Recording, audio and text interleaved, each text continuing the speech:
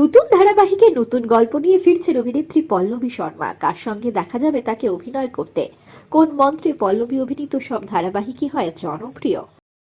আপনাদের সবাইকে স্বাগত সিনে গসিপে। জনপ্রিয় অভিনেত্রী পল্লবী শর্মাকে দেখা যাবে আবারও নতুন ধারাবাহিকের নতুন গল্পে। অভিনেত্রী ফিরছেন আবারও ছোট পর্দায়।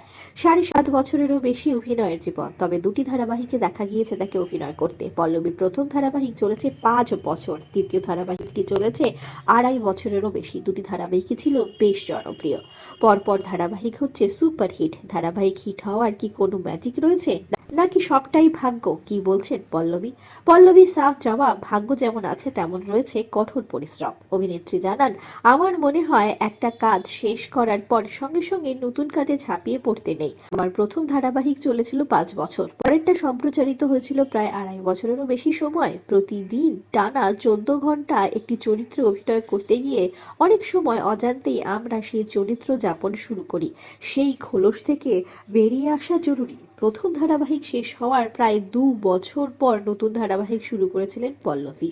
এই ফুলের মধু ধারাবাহিক শেষ হয়েছে তার 9 মাস পর আবারও নতুন ধারাবাহিকে দেখা যাবে তাকে। পল্লবীর কথায়, মানুষকেও আগের চরিত্র ভোলার সময় দিতে হবে, সেটা খুব জরুরি। তবে জানি না ঠিক কী কারণে ধারাবাহিক হিট হয়, তবে এই প্রক্রিয়া আমার জন্য খুব কাজ করে। নতুন গল্পে অভিনেত্রী পল্লবীর বিপরীতে দেখা যাবে বিশ্বরূপ বন্দ্যোপাধ্যায়কে অভিনয় করতে।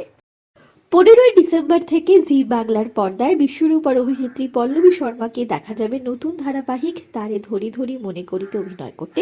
দুজনের জন্য রইল অনেক শুভেচ্ছা, অনেক শুভকামনা। আমরা হলাম সিনে গসিপ। জুড়ে থাকুন আমাদের সঙ্গে, সাবস্ক্রাইব করুন আমাদের এই ইউটিউব চ্যানেলটি।